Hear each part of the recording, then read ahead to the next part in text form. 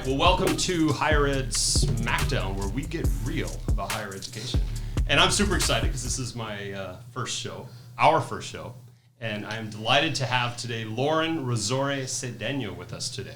Hi, Lauren. Hi, Payton. Happy to be here for the inaugural Yes, show. you are the perfect guest for this. I thought you would be absolutely perfect for this. I'm excited. So, tell us, where did you go? Where did you do your schooling? I forget where you did your undergrad and so on. Sure. I went to Mount Holyoke College for my undergrad, which is one of the Seven Sisters women's colleges. Scholarship kid all the way. Nice. And felt and continue to feel incredibly grateful for that experience. It formed who I am as a person, a leader, an educator. It was the first time in my life I had ever had an experience of having all resources open to me. And so it was pretty transformative in that way. I really loved learning and learned to love learning there. But when I went to Mount Holyoke, I was already working professionally as a graphic designer. My mother's wife is a graphic designer, and when I was 14, asked me if I wanted to learn. And so I was always an artist, very interested in art, but never thought of it as a career. And so I started working for her professionally. So when I went to Mount Holyoke, I didn't really feel any need to study art. I was already fully immersed. And so I studied what could possibly be the most ludicrous choice, medieval English. I absolutely adored it. I loved writing. I loved learning. I was an English and philosophy double major at Mount Holyoke. Just absolutely loved it. It was the hardest thing I've ever done, and I loved that about it. That's amazing. But you were also taking art classes, right? No, I didn't take any. I was an AP art student in high school, but I was working professionally while I went to Mount Holyoke. I didn't take any art classes, zero. So when you finished your undergrad, did you start working as a graphic designer and artist right away? I went immediately back to graphic design as my career. Did you move to the city, or where were you living? I lived in Boston, so Mount Holyoke's Massachusetts. I moved to Boston, worked as a graphic designer, junior graphic designer. I was young. I graduated in 1998, so think about what was happening then, the real beginning of the internet as we know it. And while I was on that job as a graphic designer, someone asked me if I wanted to learn HTML. And I was like always up for a challenge and loved math, and I thought I would have a real interest in coding, and I was right. I took a class, and just that tiny bit of knowledge translated into a huge career jump. I went from being a graphic designer to a web designer at my next job, which was Lycos, which was one of the competitors of Yahoo back then. It was a huge company. It wasn't first to market, so it wound up kind of crashing. But I was able to kind of really hone my skills there as a web designer. So at this point, I have 0 degrees in art, but I have probably 10 years of experience already. And so I stay there as a web designer for a couple years and decide okay, this is actually going to be my career. So really always interested in furthering my education, decided to leave Boston, come back to New York. I went to Pratt Institute specifically because they had a communications design program, which had an interactive design component to it. I was going to go to SVA or Pratt, but SVA was very much more centered on the more art side of it, the animation and art. And I was really interested in the interactive part. So I went to communications design at Pratt Institute. Really wanted to work with this very specific professor who was a director at Pentagram, which is one of the best design houses in the country, if not the world, and graduated. But the funny thing is the degree that I wanted, there was no MFA at the time. I was early into this field. And so if I had gone to SVA, I would have gotten the MFA, but I chose Pratt because I wanted the science part of it. So I got my MS in communications design from Pratt Institute. Immediately back into industry. I was immediately hired at Topps, which is the baseball card company, if you know of it. Yeah, of course. Lead web designer, digital designer at Topps, which was a great job to have in your 20s because I got to go to a lot of free Yankee games. Oh, great. That's awesome. But it was awesome, and that was great. But so when did you get the call for higher ed? How did this happen? So it happened while I was at Topps. I was sitting in my office one day, a couple of years into the job, and I was animating the Garbage Pail Kids website. I remember those. I used to have them. Right? Everybody loved them. And I was like, I have so much education, and I am animating vomit. And I was like, I can't believe this is what I'm doing with my life. That's great. I'm not making any goodness in the world. I'm making fun, but I'm not making a difference. And it started to really bother me, especially as someone who went on scholarship to a very prestigious school and really wanted to give back. You know, it's so interesting because a lot of times people like me, because I'm very much an academic creature. Undergrad, master's, doctorate, boom, tenure track teaching job. And a lot of folks like me that I talk to often say the reverse, that they feel like, well, I don't know if I'm making a difference in the world because I'm not out in industry. So but it was almost the opposite for you. Yes. And I feel like for me, I felt good about having that experience, though. Mm-hmm. I always used to say when I eventually came to academia that I was an outdoor cat. I was different from those who went the route that you went. I felt different. I functioned in the academy different. And I think it's important to have both of those voices. Mm-hmm. In graphic design, you need to understand the client experience.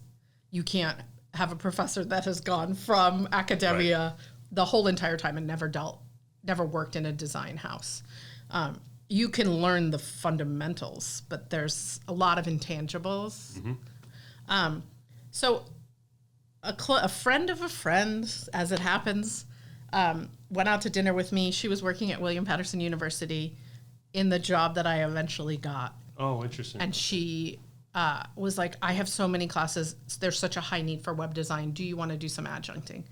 And I was like, oh, here maybe is something that would be challenging. I've never taught in my life. But I had, at this point, 15 years of experience.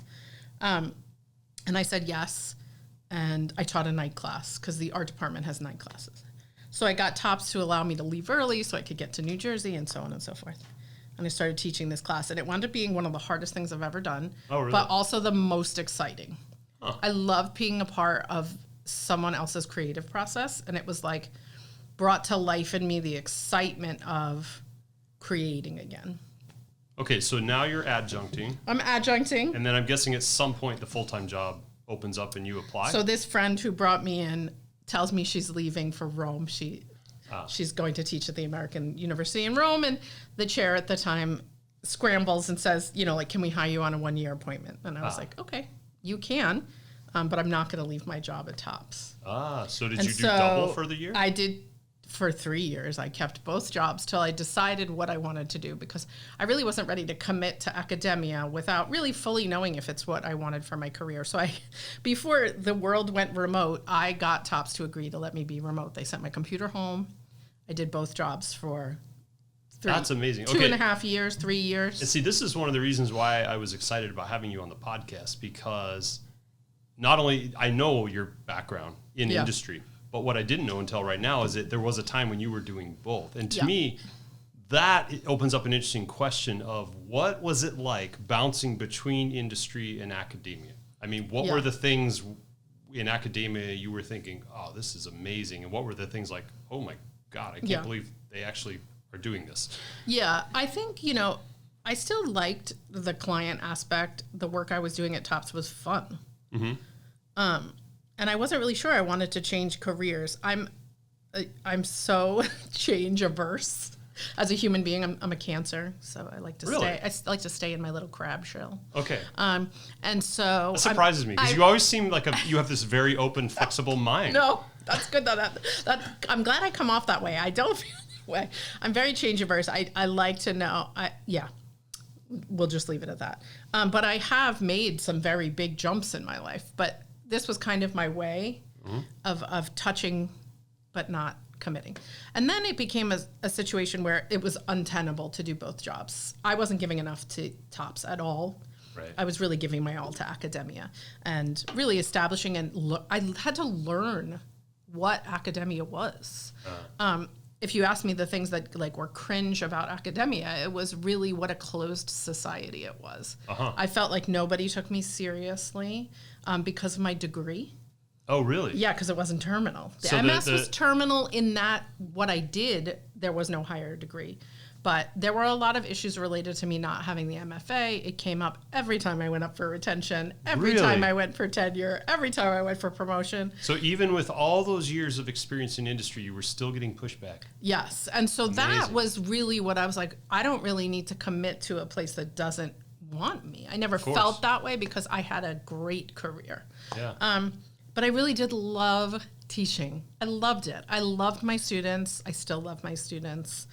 And I was so inspired because I always used to say, like, you don't come from the population that's coming to William Patterson, which is generally first generation students who are coming from lower income families to do art.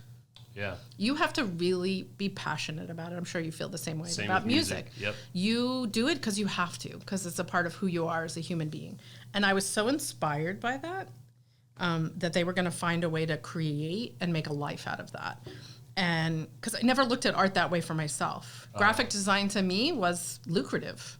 And so I was like, wow, these kids are inspiring. And so anyway, eventually. So did you have to take a salary hit when you decided to commit only to academia? Yes, significantly. I would think so, right? Significantly. I think in the long run, my probably earning potential is nowhere near what it would have been. But I think in terms of lifestyle and happiness, this was the correct choice. I don't ever regret leaving industry. That I never ever did. Okay. At any point, I never was like, get me back to corporate America. Like, never. I think there are things about academia that just are amazing. I couldn't believe I had free time to create, like to make art. I always looked at art as a job. So the thing about being in academia was I was expected to make art as my research. Yeah. And so it opened up new creative pathways for me in that. I never would have made time for that if art was my job. Well, that's how it's supposed to work. I mean, we are technically on this 3-tier system, right? Of the teaching, the research / creative expression, and the service. So, yeah. Okay, so now you're here. You've made this big choice. I made the big leap. You're a full-time professor. I'm full-time professor, and now I've got to get tenure. So how long were you just teaching before you became chair? Because you ended up serving for 8 years, if I remember right, as chair of the art department. So that's actually sort of the heart of this interview here. Is I'm very interested and for our listeners, how this journey that you went on from industry to faculty and now deeper into administration. Right. So tell us a little bit about this transition from faculty to chair. So every year it comes up that I don't have the MFA, but I have so much support from my department. It only comes up from one faculty member. My department supports me. I feel so lucky to be a part of that department, especially during the time that I was the chair. I get tenured in my 6th year, but at that point we didn't get promoted. Yeah, so I'm same still with an me. assistant I had professor. to apply again the next year. Yes, me too. I remember that. And so made another binder. But I get the tenure letter, but you're not tenured until September 1st. So I get the tenure letter in like April. And we're at a point of transition in the department where there's going to be a new chair. I'm literally not tenured yet at this point. Don't tell me they asked you to be chair. Well, what winds up happening is an older professor who had been chair for 17 years is essentially saying, I'll step in and be the chair if no one else wants to be the chair. And then one of my colleagues comes to me. I always used to say I felt like I was on The Sopranos. He was like, come take a walk with me. And he takes me on this walk. Well, this is New Jersey. Let's so it's clear. Very on brand. Yes. He takes me on this walk, and I love him. I still love him. He doesn't work here anymore. Takes me on this walk like under Benchon, and I'm like, I've never even been here. Benchon is our building. Yeah. I've never even been here. And he's like, you got to be chair. And I was like, what? I'm not even tenured yet. And he says, you got to be chair. You're the future of this department. We can't go backwards by bringing back older chairs. We need someone who can envision what this department will become technologically and also culturally. Mm-hmm. And he gives me the hard sell. And I was like, I guess. And this is very on brand for me because you say I'm like a, I've gone through that. I don't appear to be change averse, but I also love a challenge. So hearkening back to when someone was like, who wants to learn HTML? I'm like, I do. Right. Because I feel like every job I've ever taken, I was somewhat unqualified for when I took it, but I believed in my ability to learn. Yep. And so, including this job, I was like, I don't know how to teach. Like, I really had to learn to teach. Well, and hardly any of us get any training on how to teach. That's another podcast. But anyway. But that's right. Like, fake it till you make it. But that imposter syndrome was strong when I first got here. So, so again, I'm here having this conversation. I'm like, I love a challenge. I really do. And I was like, okay, let me see. I don't remember how I made the decision to say yes, but obviously I said yes. And then my colleagues voted me in, but then I wasn't tenured yet. And you were still an assistant professor. I was assistant. So I became the chair on July 1st, 2013. Wow. I wasn't tenured until September 1st of 2013. There's a picture of me on the first day of being chair with my head down on the chair's desk. That's one of my favorite pictures ever. And it just is like, what did I do? Yeah. Because being the chair, nobody teaches you how to be the chair. You learn how to be the chair by being the chair. Yep. And you're not a good chair until your second term, as far as I think. As far as my experience, I really got into my stride in like year 3 or 4. Yeah. Okay, so tell us, let's say we have some listeners who are faculty members and someone has taken them on a walk around the building and said, I think you'd be a great chair. Walk us through some of those first couple of years. I mean, what did you find exciting about the job, but what did you also find particularly challenging and perhaps terrifying? 100%. And I think, if you're someone who's terrified to be the chair, don't be terrified. But I do think there's elements of being the chair in New Jersey where you are still a faculty member. This is not always the case. Right. Where you're balancing being someone's colleague and somewhat being someone's boss, but not really. Yep. Well, we are technically the boss of adjunct faculty in the sense that we can hire or fire them. And your staff. Right. But not the full-time faculty. So in my time as chair, some of the things I did have to do is fire some adjunct faculty, help transition some faculty to retirement so that they wouldn't have other issues, that we were having issues in the classroom. So personnel-related things were very new to me. Yeah. And difficult. That was by far the hardest part of the job. Did you feel that you had, and I want to be clear, I'm not trying to air any dirty laundry of our institution. No, it's more just like the weirdness of being someone's colleague. Yeah. But also, if there is some HR-related thing, you are involved as the chair, and that's always strange. Well, and at this point also, you, I'm guessing, are probably a fair number of years younger than a lot of colleagues. Yes. You're also at a lower rank. Right. And you're a woman. Exactly. Did you experience sexism in these situations sometimes? Maybe not overtly. So I was the first woman chair of the art department. There had never been a woman chair. Wow. And now there have been 3. Wow. 4. Trailblazer. 4. Now there's been 4. Actually, we have our 4th now, so that's great. But I think if there was sexism, I didn't really care about it. I think you go back to your training from being at a women's college, really teaches you that you have every right to be at every table. Mm-hmm. And I made no apologies for being a woman. And I feel like if I could instill anything in my daughters, it would be that. You don't have to apologize for being a woman at the table. Definitely there was sexism from some of the older guard of faculty, only because they just had never, I was much younger. I think when I became the chair, I was 34. Oh, wow. Or 35. I was an assistant professor for a year, that first year of chair. Didn't have my MFA. So there's all these things stacked against me that made people feel better than, I guess. But I think being a good chair is working with those people and making sure they know that you're capable. I felt very respected as a chair to my face, I guess. Who knows what was said behind my back, but I felt supported by the vast majority, not all, but the vast majority of my faculty, and I really valued that. The two of the previous chairs in the room were my greatest champions in the department, and they were male. Okay. And so they were invaluable during that time of learning how to be a chair, and then also to have their support in the room spoke volumes. They were both very senior faculty. Okay. And so I think that's important. I did definitely I did experience some sexism outside of my department, I'll just say that. Not from inside. Inside, okay. And so that...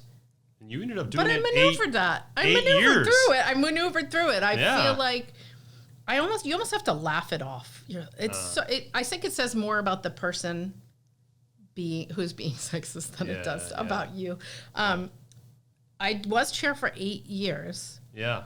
And then I was like, okay, year 9 is going to be my last. I was convinced I was going to be done with being the chair. I was going to go rest on my laurels. At this point, I'm full professor. So, and are you thinking at this point of going just back to teaching? Yes. Listen, while I was the chair, I went from assistant to associate to full, had 2 children while I was the chair, and navigated through COVID. Oh my gosh. It was... That's I impressive. had my first daughter in 2018 and my second daughter in January of 2020. And I think I only took off 1 semester. Wow. I took the 2020 semester and then the spring 2020 semester. And then I think I took 3 or 4 weeks because of the way the timing worked out for my first daughter. So I had 2 children, navigated through COVID. So I was thinking, well, I have really done it. I mean, I have reached the top here. Maybe time to just let's just relax a little bit. Yeah, celebrate your successes. Yes. I've made it. I can go make some art now. And then this associate dean gig opens up. I mean, it's not the associate dean job. I become the dean's fellow. So what happens is the college merges the College of Arts and Communication, which is where we were both housed, and the College of Humanities and Social Sciences to the College of Arts, Humanities, and Social Sciences. And there is already a dean and an associate dean, right? They appoint our dean and associate dean, who was someone else at the time. But there's no one from Arts and Com at the table. Right. And so one of my mentors at the university recommends me to our dean. To help with the transition, and she asked me to be a dean's fellow. So what does a dean's fellow do? So a dean's fellow can still teach, but you get assignments from the dean's office. So you work with the dean's office. Did you get credit release for this? You got credit release, but you're again straddling both of these worlds, but you can't be the chair. Ah, okay. Because you have to be advocating for the dean's office. It's a weird position like being the chair, where you're administration now and faculty. Yep. And so, like, you're still in the union, and like, it's a definitely kind of a weird liminal space between the two. And then, and I'm happy in this position. I'm learning. I have no aspirations really for the dean's office.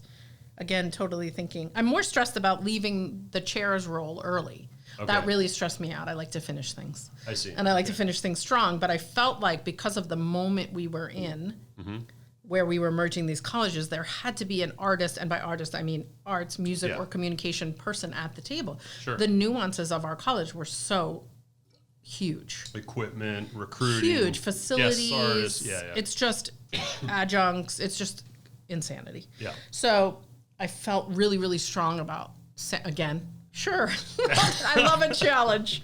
And I thought great to get to know these people who are now the heads of our college. I did not know our dean that well. Okay. And our former associate. I settled into this position for a year. I'm still teaching. Right. I don't even remember what I'm teaching. Was the dean's fellow like half the load or? Yeah, I feel like it was.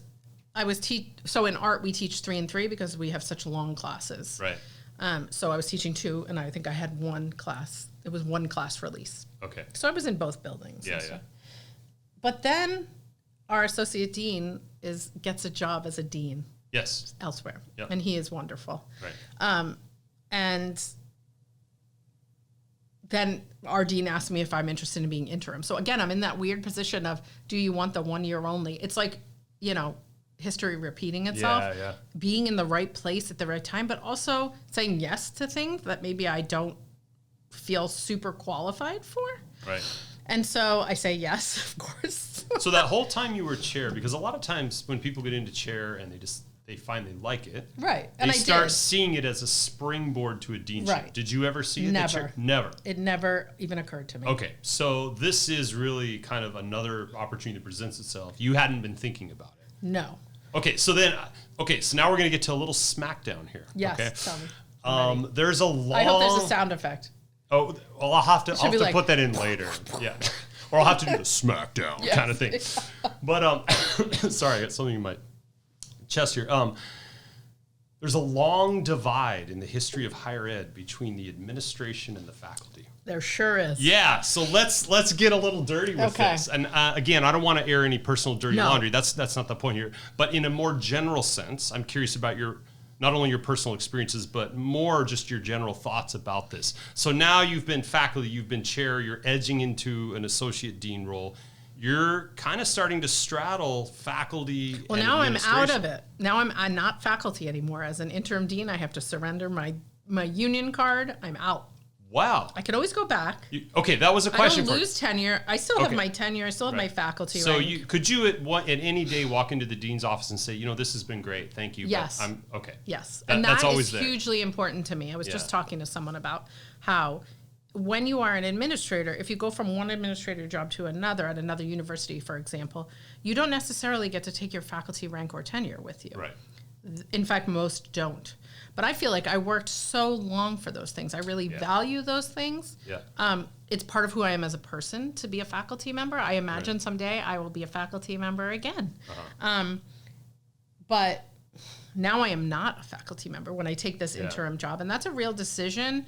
And it affects my relationships with my faculty, my colleagues. And you must have been, at this point, remembering conversations with faculty over the years that weren't always kind to administrators. No, and it's... Oh, they don't know what they're doing. The dark side. The bozos, they the blah, blah, blah. So... When you get a chance to peek under the hood, though, when you come into this role, you start to get a sense of the larger picture. And remember, I'm coming from a corporate background. Yeah. And I actually really appreciate the bigger picture. I appreciate that I now understand like the financials of running the institution. I appreciate how much the dean has to deal with, to keep the ship going. It's and this is stuff that the faculty, by no fault of their own, just don't see. And so I start to get a glimpse into like what it really means to run this ship. And that decisions are being made to save the college, to grow the college, to support the university. It's not like just out of evil. We're not like Emperor Palpatine here. Yeah. But there is that weirdness of feeling like you're not in the group anymore. And some people, not all, will treat you differently, and some have treated me differently. Some felt like it was a betrayal. Interesting. I've had those situations where people felt like I had betrayed them. But I always said, don't you want me at the table? Right. Like, I'm here advocating for the arts. You could have anybody at the table.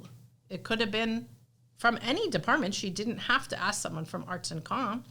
And I was just to say, like, don't you understand that I'm here as the advocate, and I'm doing the best I can to move the needle for the arts, for music, for comm, and obviously for all the departments, but obviously my home department is in art. Right. And so I always felt like there was just a misunderstanding of my intention. Have you felt a need to explain it? Yeah. Have you felt that? I mean, yes, in the past. I think I'm beyond that. I'd like to believe I'm beyond that. But catch me on a bad day, and I probably want to explain myself. Because I want to be liked. I don't want to be. I don't want to be like. Nobody wants to be evil. hated. Right. I remember, having a conversation with a colleague of mine recently who is a very dean-worthy person. Yes. And we were talking about this, and he said, I distinctly remember him saying, I don't know, being a dean seems interesting, but I don't want everyone hating me all the time. And I think that's part of it. Yeah. Right? You have to. I mean, can you imagine the emails President Hell-Dobler has to deal with? I cannot imagine. I mean, yeah, I don't know how he does it, honestly. I don't either. And I think what's been interesting is getting to know I think I had one conversation with the president in my entire time that he was here. Obviously, I knew the presidents before them.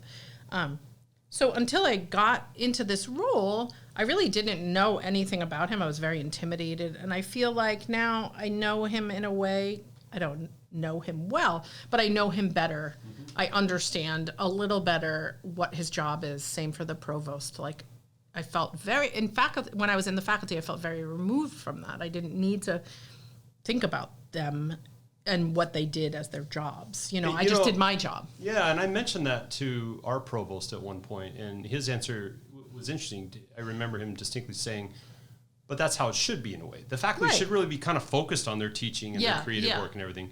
But there is, I sometimes, in my less charitable moments, if I'm frustrated with the faculty, I refer to them as the golden eggs. Like, they're these precious little...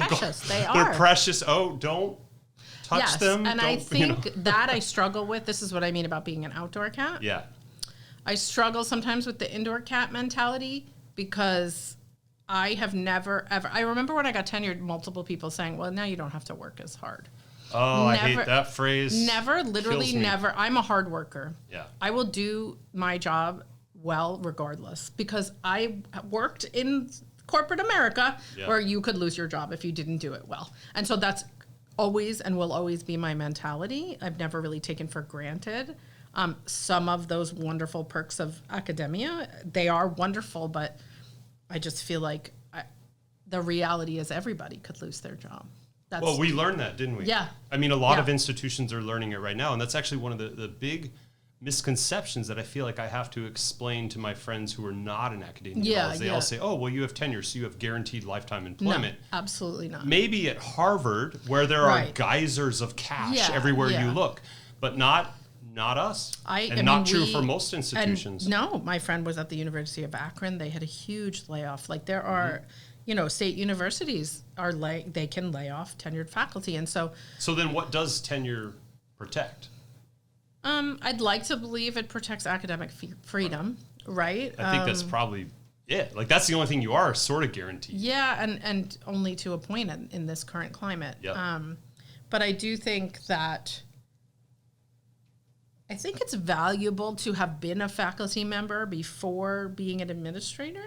Do you think, sorry, I don't mean to interrupt, but I want to poke at that a little bit. Do you think, I've often wondered if it would be good for all administrators at any institution, not just ours, to once in a while teach a class just to reconnect with the students? I mean, I do. I think it would be fun, first of all. For me, I would relish. I'd love to teach thesis class or a graduate class.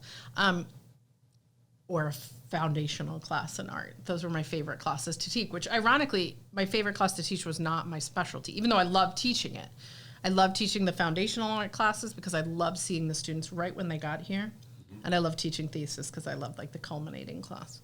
But I do think it's so valuable to understand what's going on in the classroom and connect to the students where they are, because the students that are in the classroom right now, I don't even really know them. They're different than the students that I had because my students were pre-COVID students. Yeah. This is a different population of students. They live their lives differently. This population is deep in AI. It didn't even exist when I was teaching.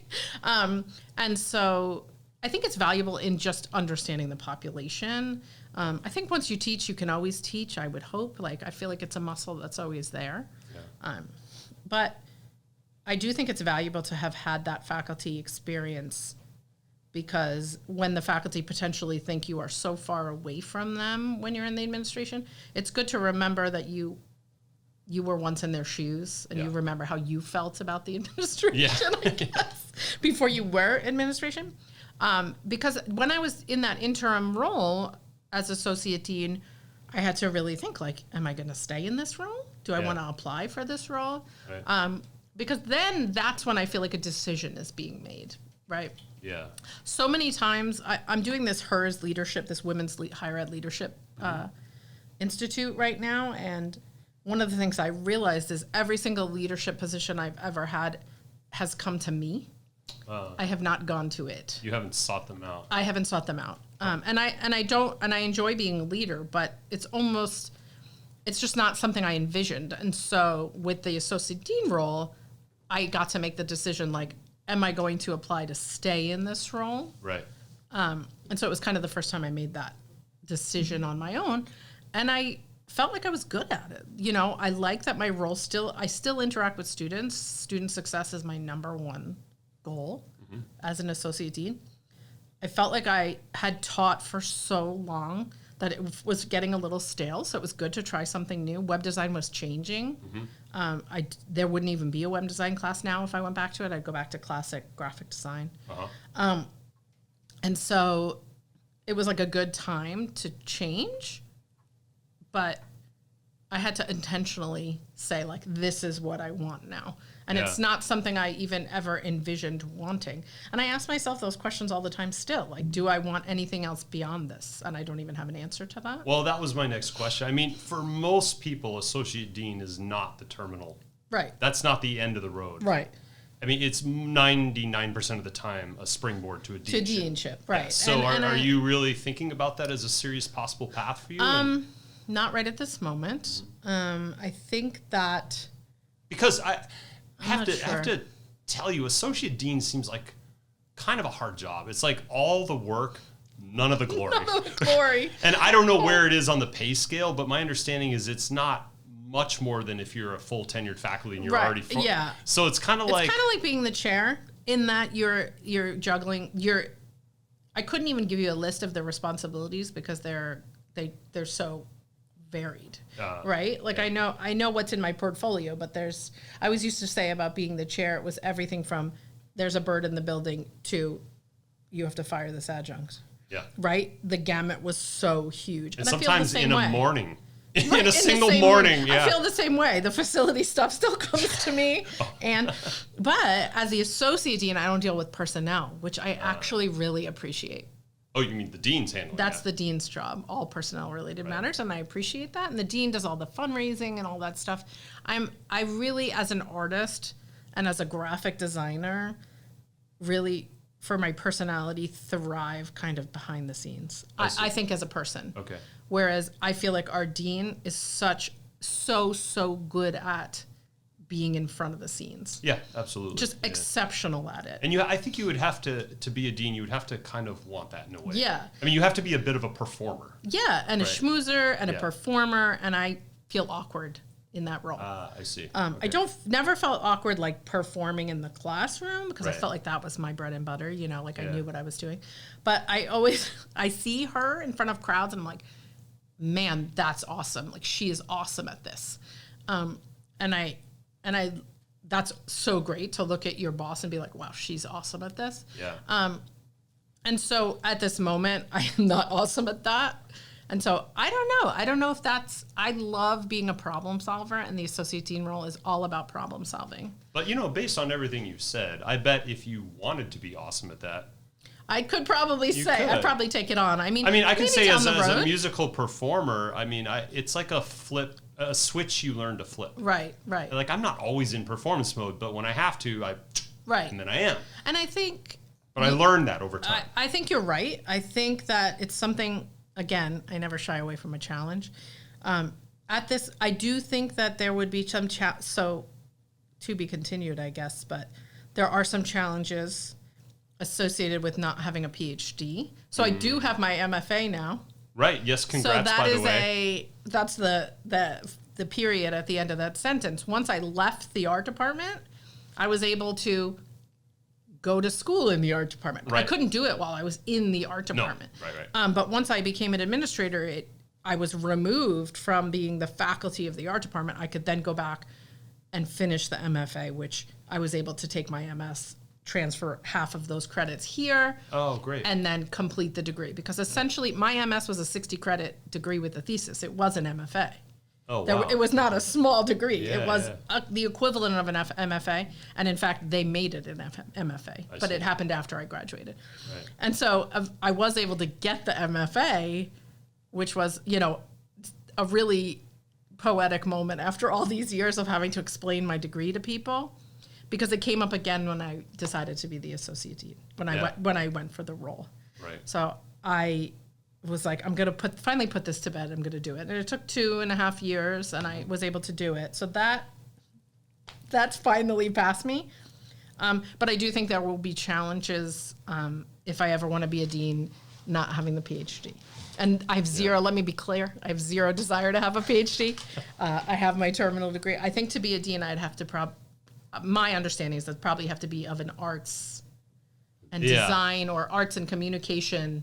Or it might be a private school where a lot of times Right. they're not so hung up on that stuff. So. Yeah, and so that's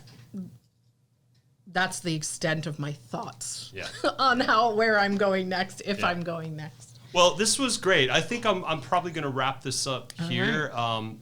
It's so fascinating to hear your journey and your story, and I think there's a lot there for people who watch and or listen to this, especially people who are faculty who are thinking about being chairs who are thinking about being associate deans, associate deans who are thinking, do I want to actually be dean, or is this actually happy? Like, it sounds like you're actually kind of in a happy place right now, which is really interesting. Yeah. So, thank you very much for being here. Thanks it was for really having a me. pleasure. And this was fun. We'll have you back to Higher Ed Smackdown. Smackdown.